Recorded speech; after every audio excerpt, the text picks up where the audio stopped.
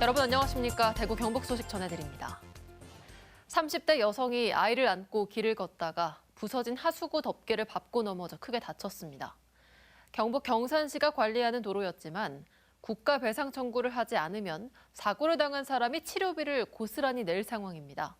어떻게 된 일인지 변예주 기자의 보도입니다.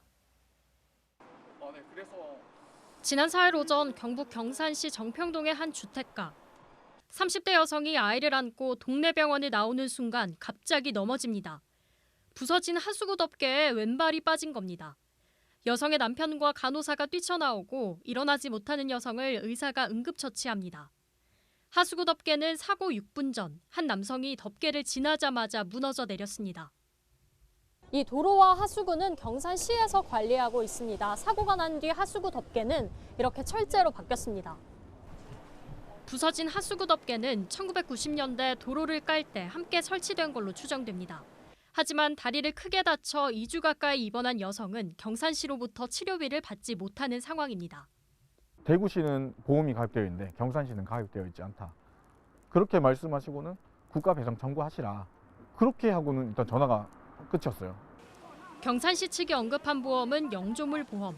지자체가 보험에 가입한 도로에서 사고가 나면 피해자는 보험을 통해 배상받을 수 있습니다. 하지만 이번 사고가 난 도로는 경산시가 가입한 영조물 보험의 보장 범위에서 빠져 있어 배상이 어렵다는 겁니다. 보험료가 많이 들어가고 실질적으로 보상되는 금액은 많이 안 되기 때문에 넣는 보험료보다 그래가지고 지자체마다 안 넣고 있는 그런 걸로. 지자체마다 보험 가입 여부도 보장 항목도 다르다 보니 관리부실이 확연해 보여도 피해자가 직접 청구 소송까지 진행해야 하는 경우가 생기는 겁니다. PC방 갔다 나오다가 편의점 갔다 나오다가 저희는 병원 갔다 나오다지만 누구나 사고 날 수 있잖아요. 정말 일단 이런 사고가 안 나게 제일 먼저 조치를 해야 되지 않나. 지금도 사고 인근에는 같은 시기에 만든 하수구 덮개들이 있고 일부는 이미 균열이 난 상황. 경산시는 이와 관련해 보험 가입을 검토하고 사고 지점 인근 하수구 덮개 전체를 철제로 바꾸겠다고 밝혔습니다. MBC 뉴스 변예주입니다. 의과대학 선진화를 위한 총장협의회 의총협은 어제 의대 학생들의 휴학계를 모두 반려하고 학칙대로 하자고 의결했습니다.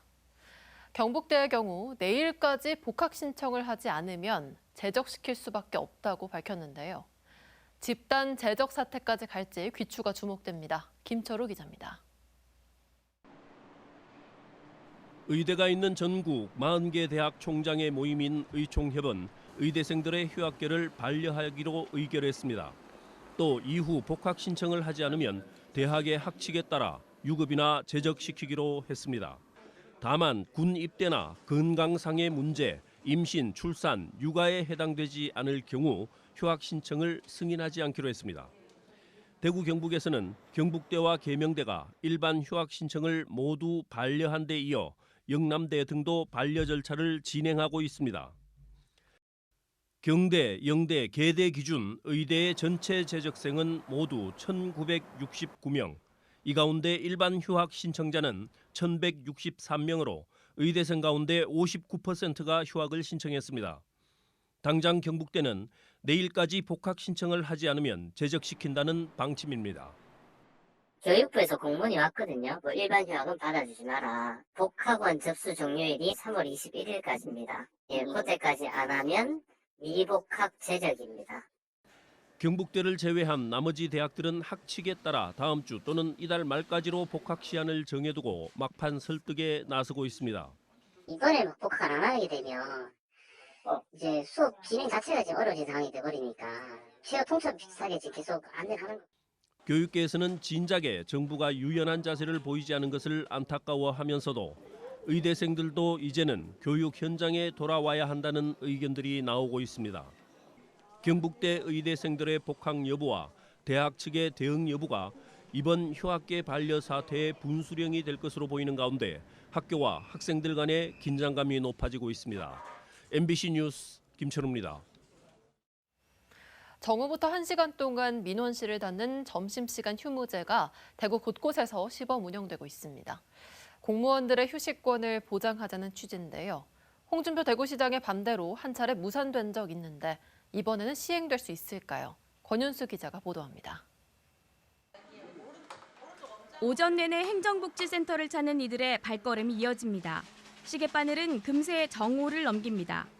블라인드를 내리고 점심시간 휴무제 안내판을 출입구로 옮깁니다. 정오부터 1시까지 민원을 받지 않고 공무원의 휴식을 보장해달라는 겁니다. 그동안 공무원들은 교대로 점심 식사를 하며 적은 인원으로 민원 업무를 했습니다. 공무원들은 휴무제를 도입하면 그만큼 대기 시간이 줄어든다고 말합니다. 업무 효율과 질을 더 높일 수 있다고도 했습니다. 저희도 함께 충전하는 시간을 가지고 일하는 만큼 좀 더 좋은 서비스를 제공하기 위해서 노력하고 있습니다. 시민들의 반응은 엇갈립니다. 공무원들도 밥 먹고 살기 위해서 하는 일인데 밥 먹고 살아야죠. 점심시간 교대로 가더라도 기다려야 되는 시간이니까. 일을 하고 있는 직장인이다 보니까 점심시간을 이용해서 이용하는 은행이라든지 그러니까 구청이라든지 동사무소 같은 경우는 그 시간대밖에 갈 수가 없는 거예요. 점심시간 휴무제는 지난해부터 대구 수성구를 비롯해 중구, 남구, 달서구, 달성군 등 5개 구군 일부 행정복지센터에서 시범 운영하고 있습니다. 하지만 점심시간 휴무제 전면 시행은 지난 2022년 한 차례 논의됐다가 홍준표 대구시장이 반대하면서 무산됐습니다. 공무원 노조는 2년이 넘도록 논란을 방관한 구청장 군수들에게 이번에는 책임 있는 모습을 보여달라고 촉구했습니다. 시장 말 한마디에 구청장 군수들이 자기 결정권이지 않습니까? 지방자치를 하는 사람들이고 대표하는 사람들이 그렇게 무책임하게 입장을 번복하는 것도 있을 수 없고. 대구 북구를 시작으로 나머지 지자체도 하나둘 점심시간 휴무제 관련 조례를 마련하고 있습니다. 오는 26일에는 대구구청장 군수협의회 회의에서도 점심시간 휴무제 도입을 논의할 예정입니다. 9개 구군 구청장 군수협의회에서 이번에 의논을 할 예정입니다. 그래서 거기서 결론 나는 데 따라서 아마 시기를 결정해서 시행을 하려고 하고 있습니다. 전국적으로 일부 우체국을 비롯해 경찰서 민원실, 도서관 등 민원인을 대상으로 하는 공공기관에서 점심시간 휴무제를 도입하는 사례가 늘고 있습니다. 공무원의 쉴 권리를 보장하기 위해 시행하는 점심시간 휴무제가 안착하기 위해서는 민원인들의 불편을 줄일 수 있는 대안도 함께 마련해야 한다는 목소리도 나옵니다. MBC 뉴스 권윤수입니다. 교통안전이나 학교폭력, 아동학대 등의 국가경찰 사무들이 4년 전 대거 자치경찰로 넘어왔습니다. 하지만 경찰 예산은 여전히 수사와 경비 등 기존 국가경찰 사무에 먼저 배정되면서 개선 요구가 많았는데요. 다행히 경북에서는 자치경찰 전용 전기 관용차가 각 경찰서에 배치되기 시작했습니다. 홍석준 기자의 보도입니다. 안동경찰서에서 학교폭력 대응 업무를 5년째 담당하는 권효선 경사. 새학기가 시작된 지금 3월이 1년 중 학교폭력 피해 신고가 가장 많습니다. 학교에 찾아가서 학생을 만나보거나 좀 부담스러우시면 저희가 가정 내에 방문해서. 물리적 폭력도 계속 증가세지만 최근에는 딥페이크 등 사이버 성폭력까지 학생들 사이에 발생하면서 외근 업무가 크게 늘었습니다. 실제로 지난 2023년 정식 입건된 경북의 학교폭력 사건은 500여 건. 그런데 지난해에는 900건으로 70% 가까이 급증했고 폭행보다 성폭력 사건의 증가율이 더 높았습니다. 미성년자를 상대로 한 업무 특성상 경찰서 소환보다는 경찰관이 현장을 직접 찾는 일이 많지만 차량 지원은 수사나 경비 등 기존 국가경찰 업무에 밀려서 뒷전인 실정입니다. 전담 차량이 많이 부족해서 현장에서 어려운 일이 많았습니다. 피해자 보호 활동 하시는 분들이 다수가 계신데 또 한 팀이 나가면은 또 저희가 또 나가야 되는 경우가 있고 그래서 개인 자차를 이용한 적도. 일선 현장에 이런 어려움을 덜고자 경상북도 자치경찰위원회가 자치경찰 전용 전기차 6대를 마련해 포항, 구미, 안동 등 비교적 규모가 큰 도내 경찰서 6곳에 전달했습니다. 교통안전과 학교폭력, 아동학대 등 2021년 자치경찰로 이관된 경찰 사무에 전담 배치됩니다. 이번에 전달된 차량들은 일반 경찰차보다 내부가 다소 넓은 차종들로 선택됐습니다. 성폭력 피해자, 가정폭력 피해자들의 이동 상담실로도 활용되기 위해서입니다. 하반기 추경 예산이 확보되면 도내 나머지 경찰서까지 확대될 예정입니다.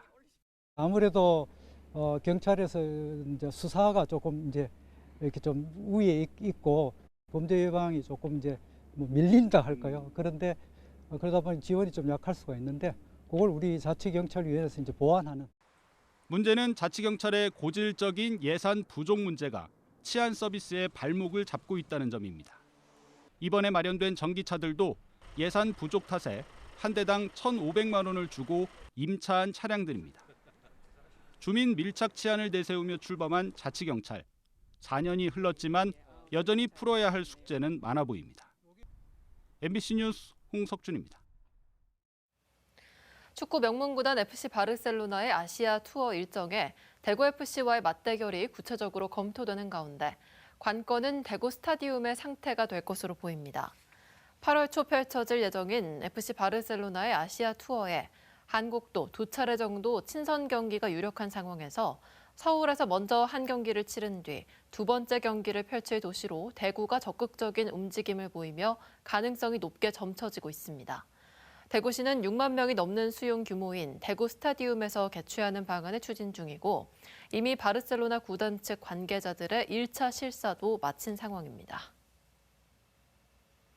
대구 아파트 매매 가격이 69주 연속 하락했습니다. 한국부동산원의 3월 셋째 주 주간 아파트 가격 동향을 보면 대구의 아파트 값은 한 주 전보다 0.09% 떨어졌습니다. 전셋값도 0.09% 떨어져 74주 연속 하락세가 이어졌습니다. 서울은 0.25% 올라 상승폭이 한 주 전보다 더 확대됐습니다. 국민 10명 중 7명이 가계 경제가 지난해보다 악화됐다고 느끼는 것으로 나타났습니다. 한국경제인협회가 여론조사기관 모노리서치에 맡겨 만 19세 이상 국민 1,000명을 대상으로 조사한 결과 가계 경제 상황이 1년 전에 비해 악화됐다고 응답한 비율이 71.5%에 달했습니다. 개선됐다는 응답은 28.5%에 그쳤습니다. 국민들이 경제적으로 가장 크게 어려움을 느끼는 분야는 물가 상승이라는 응답이 71.9%로 가장 높았습니다. 대구지방검찰청 형사 3부는 오토바이 폭주족 15명을 잡아 2명은 구속, 13명은 불구속 기소했습니다. 이들은 지난해 9월과 10월에 달구벌대로 등 대구의 주요 간선도로 약 30km 구간에서 무리지어 폭주를 일삼은 혐의를 받습니다.